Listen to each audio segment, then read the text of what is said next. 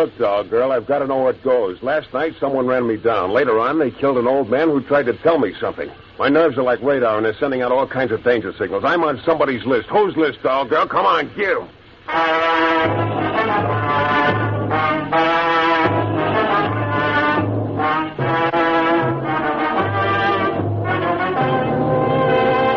The New Adventures of Michael Shayne, Private Detective. Michael Shayne, reckless, red-headed Irishman back in his old haunts in New Orleans. Ready as always to risk his neck for law, order, and an occasional dollar. Listen now as we bring you The New Adventures of Michael Shayne.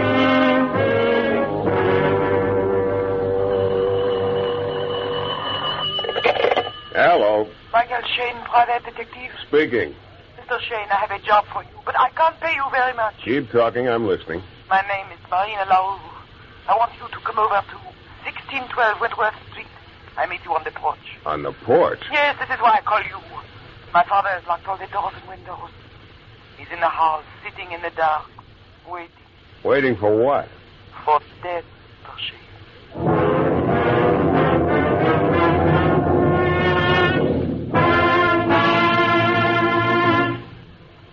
Now we return to New Orleans and a new adventure with Michael Shayne.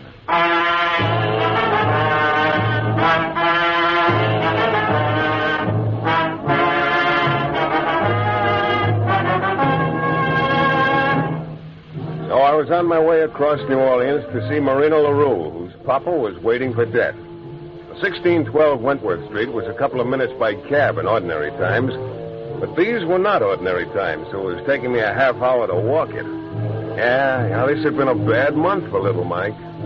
Police headquarters had suspended my license for 60 days for being a stunk. But even stunks have stomachs and creditors. And that last buck in my wallet was so lonely it was getting psychoneurotic. So, license or no license, I wasn't letting Marina LaRue get away.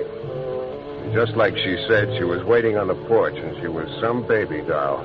Creole from way back and round and ripe like a cantaloupe busting its seams. Only I'd been living on shredded wheat and canned milk for so long, all Marina LaRue meant to me then was ham and eggs and pork chops and maybe pie a la mode. Mr. Shayne. Yeah. Oh, I'm so glad you're here. I'm half out of my mind. I don't want to call the police if nothing is really wrong. Hey, slow down. Your father's inside the house? Yes. He has been in there for the last 8 days. Just sitting in his room in the dark. Like I said, waiting for death. What's the matter? Is he sick? No. He's as healthy as you or I. That's why I don't understand. Tonight, he won't even let me in the house. He has locked all the doors and the windows. I don't know what to think. Well, I think we ought to tap a brick against one of those windows and have a talk with Papa. Yes. Yeah, but first I ought to tell you that I break windows and talk to papas who wait for death for something more than the sheer joy of it.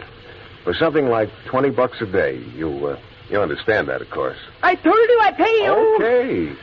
I always like to begin business on a friendly basis. Now, where's that brick? I broke the window, reached in and unlocked it, and then slid over the sill. The house was as black as a mug of GI coffee. I found a light switch and clicked it back and forth, but nothing happened. And I let the girl in through the front door. Come on in. What happened to the lights? I don't know. And where is Papa? Yeah. Papa! Papa!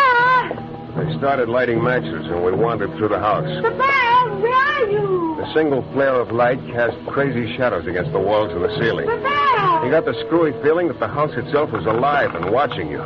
Except for our footsteps, there wasn't a sound. Papa, where are you? Oh, my error. Yeah, there was a sound, all right, coming from the next room down the hall. I felt a nerve deep down inside me start jangling like a burglar alarm. Papa! I knew that sound like I know my heartbeat. We were at the door of the room. I struck another match, and the girl saw. Papa! No. No, Papa! No, Papa! He was hanging like a pig in a butcher shop, tied to the chandelier. His head lolled on his shoulder, and his eyes stared up into nothing at all. Then suddenly the girl's sobbing ended, as though somebody had clamped a hand over her mouth.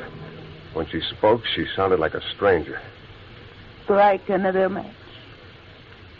A little close, please. Wasn't one look enough? Strike a match. Okay. Yeah. Funny, Mark.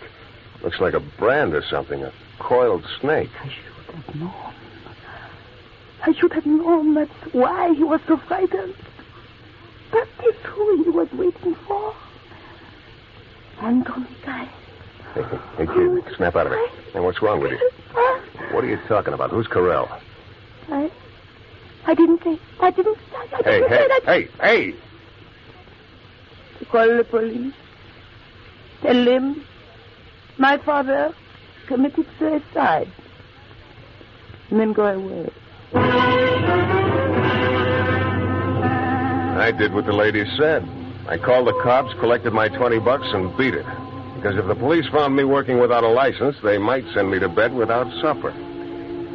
With $20, I was once again a man of distinction. So I took a cab downtown. On the way, I debated whether to sample Antoine's elegant crawfish or Galatoire's savory bouillabaisse. I settled for Charlie's hash and beer. Charlie was an ancient, moth-eaten character who kept a basement bar on Beale Street just so he'd have somebody to talk to. And there weren't many customers tonight, and he stayed close to me, polishing the mahogany and looking annoyed. New Orleans, how quaint. Huh? Yeah, that's what they said. How quaint. What are you talking about, Charlie? Tourists, I'm talking about 6 of them. Came down a while back from Peoria, they said.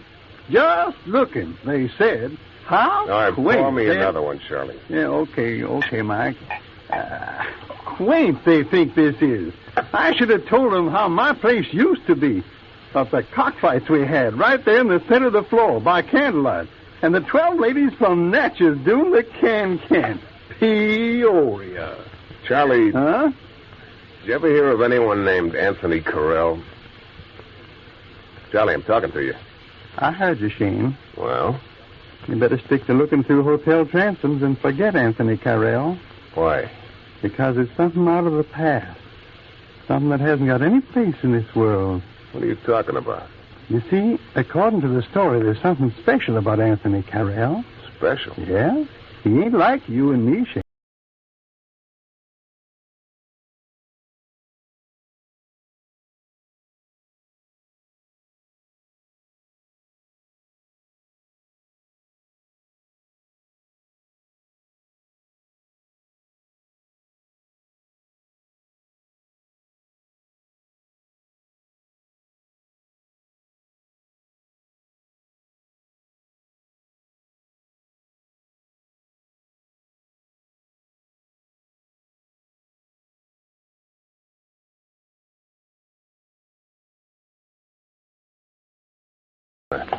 Cab driver was leaning against the open door waiting for me. I stepped off the curb and a couple of heads... Hey, look out! Then I was rolling on cobblestones, watching a red taillight disappear in the distance. Next thing, the cab driver was bending over me. You okay, Pally? Yeah, I guess so. Hey, take me home, will you? That sure was close. No, I just got careless crossing the street. Careless? I was watching, Pally. That car followed you for maybe 2 blocks waiting to get a chance at you. Huh? Yeah. Somebody in this town don't like you very much, Pally. The cabbie drove Pally home. Between my evening of hilarity and my nosedive in the gutter, I felt kind of rocky. As soon as I got in the room, I flopped down in bed and bid the world good night. But the world wasn't finished with me. Yeah. Oh. Mike, this is Charlie. Oh, yeah, Charlie. Listen to me, boy. Something funny's going on. Yeah, funny. They're trying to scare me. But old Charlie's been around too long to scare. Ah, good for old Charlie. You come on over, and I'll tell you what they're up to, boy. Uh-huh. Yeah, You come on over right away. Okay. You know where I bunk? In the room behind the bar. Just knock on the front door. I'll let you in. Yeah. Get here quick as you can. Sure. Sure, Charlie. Sure. The last thing I saw before I fell asleep again was the luminous green dial on my bedside clock. 3:47. It said 10:20 when I saw it again. The room was lousy with sunshine. I was brushing my teeth and trying to avoid my reflection in the mirror when I remembered Charlie calling me. I found the phone number of his joint in the book, and I called him. Only it wasn't Charlie who answered. Yeah? I want to speak to Charlie. Who is it? So just let me talk to Charlie. Sorry, mister. Charlie isn't here. Well, where is he? They took him to the morgue an hour ago. He's dead.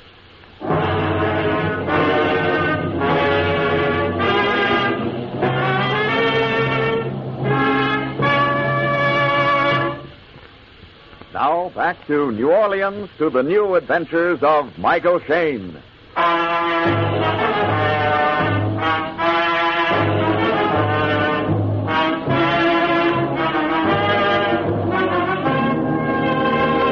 From the beginning, it hadn't made much sense. Marina LaRue calling me to break into her father's house. Him hanging from the chandelier with a snake brand on his forehead. And now, old Charlie dead. Well, I went down to the morgue. The attendant took me to the basement to where Charlie was on a table. Lieutenant Burns of headquarters was just taking a peek.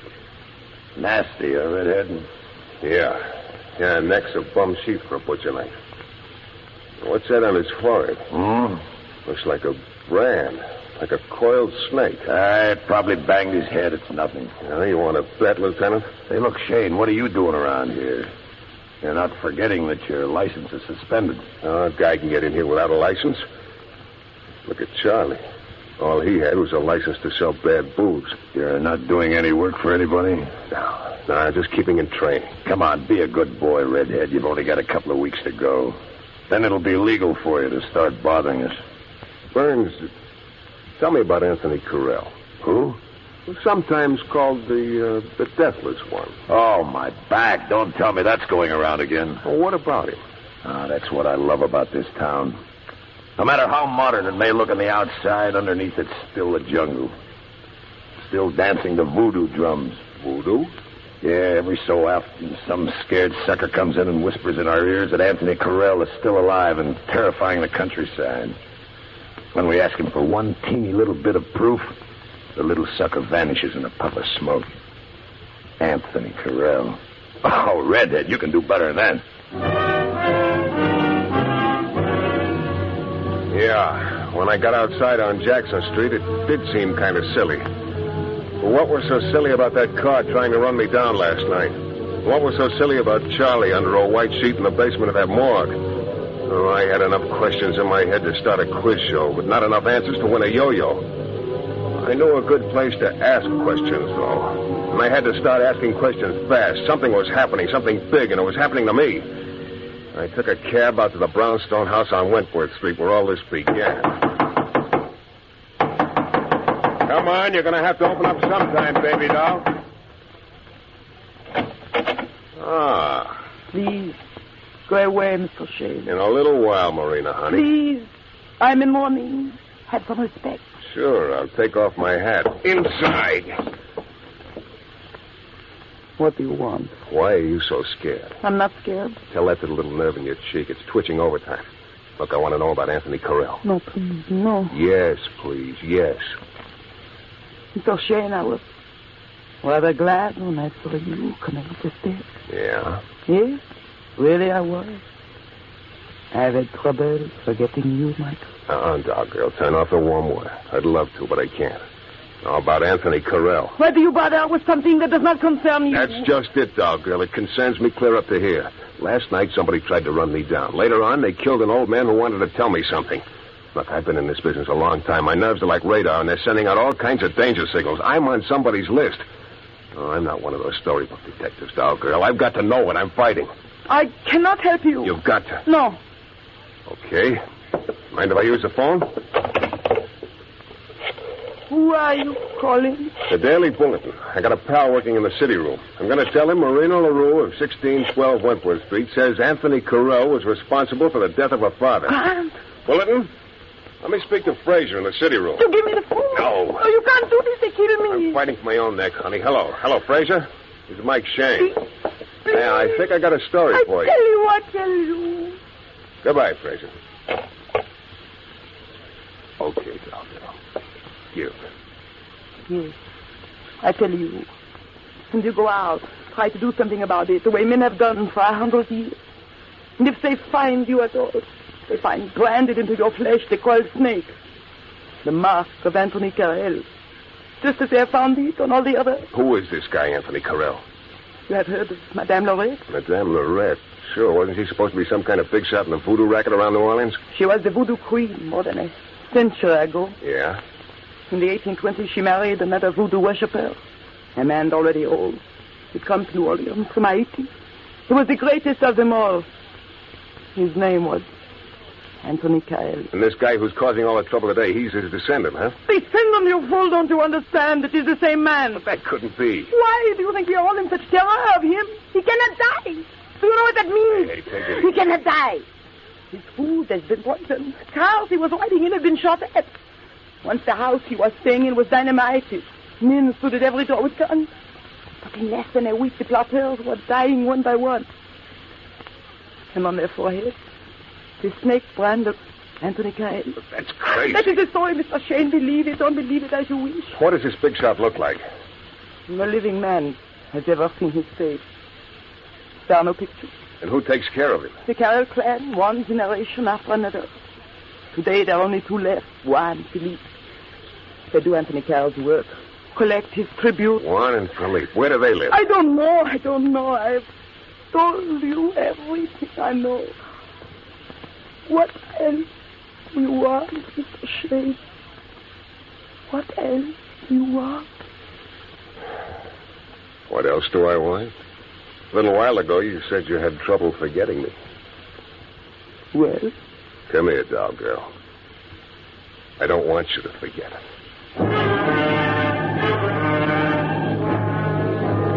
After I left Marina, I went to the library and spent half the day looking up the old history books of New Orleans.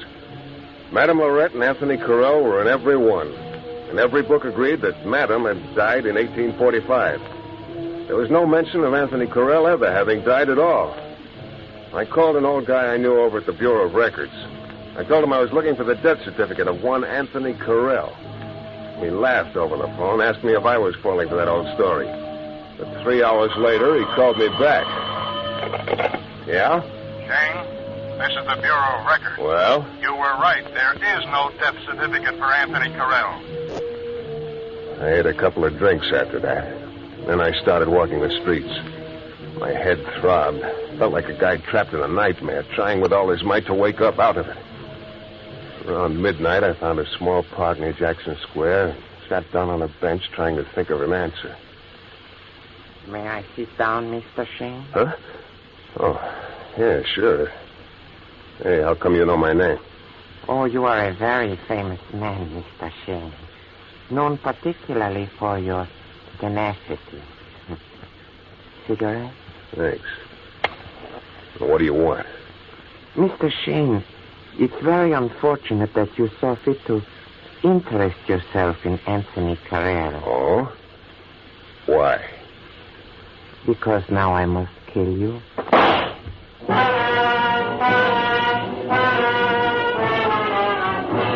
felt the bullet smash against me. But at first there was so little pain, that same crazy feeling of maybe it's a dream came back. I lunged for the guy, trying to get hold of his gun hand. It was like wrestling with an octopus. He was soft and wet-skinned and a neat little fella. He even wore cologne. It was slipping out of my reach. I jumped up and started running. I said the first prayer that came to my mind, Catholic, Hebrew, Episcopalian, who cared?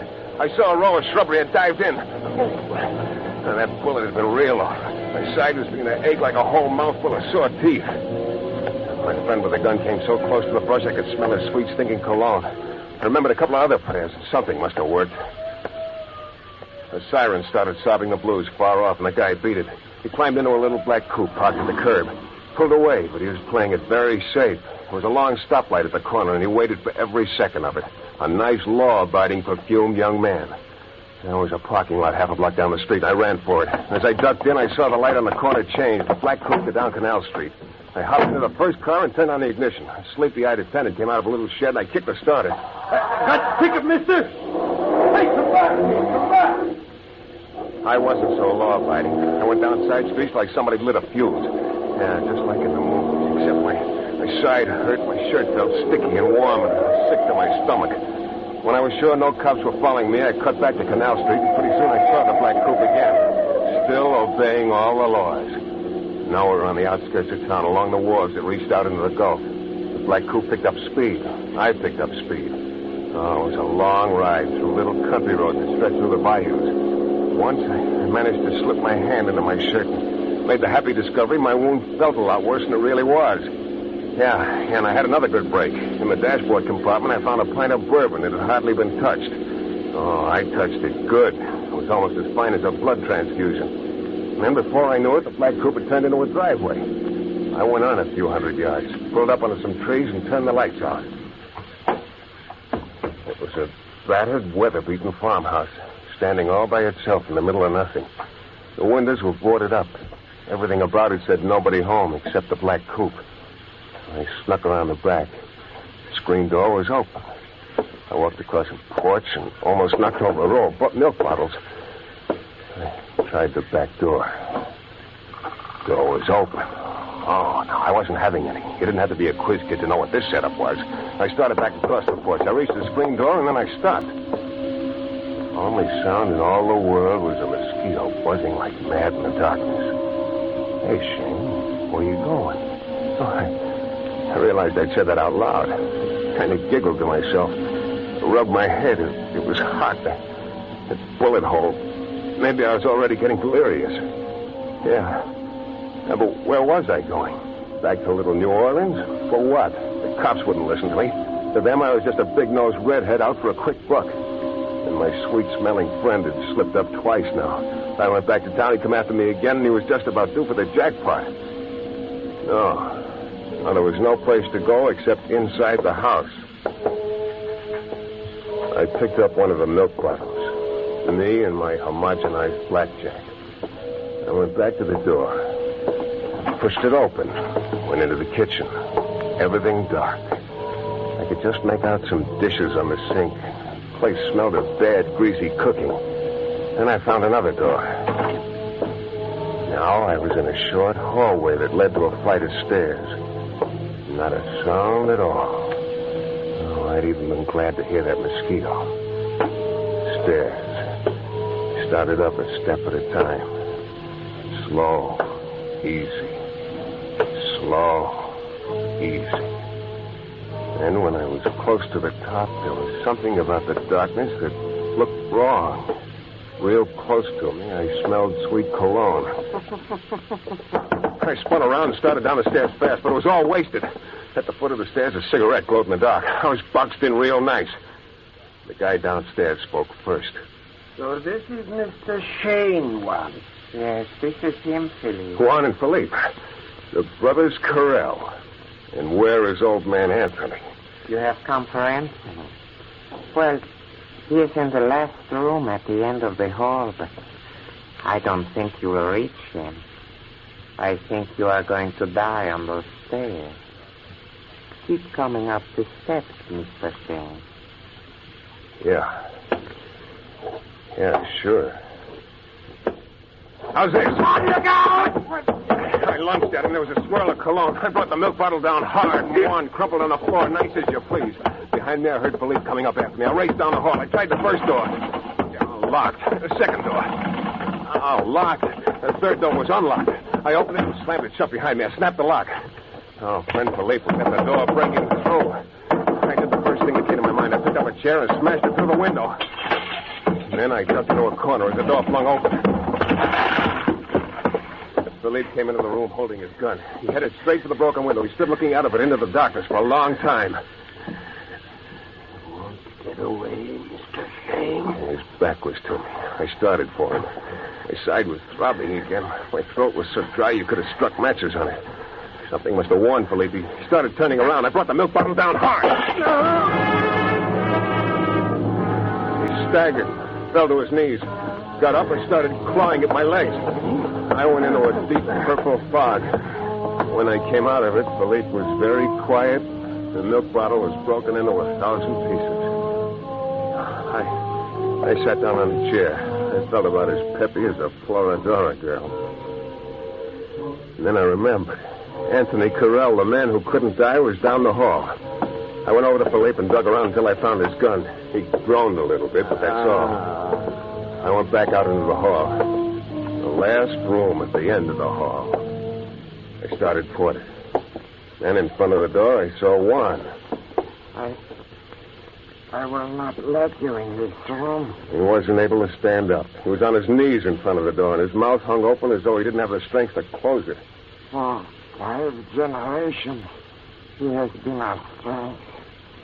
With him, we've been able to rule everyone.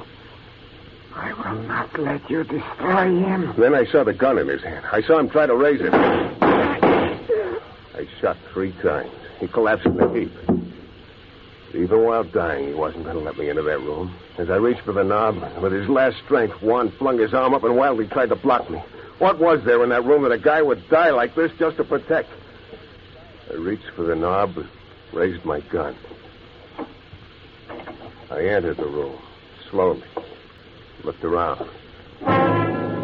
Then I realized why Juan and Felipe had tried so hard to keep me out of here. Then I realized why Anthony Carell would not die, why he could not be killed. There was no Anthony Carell. The room was empty.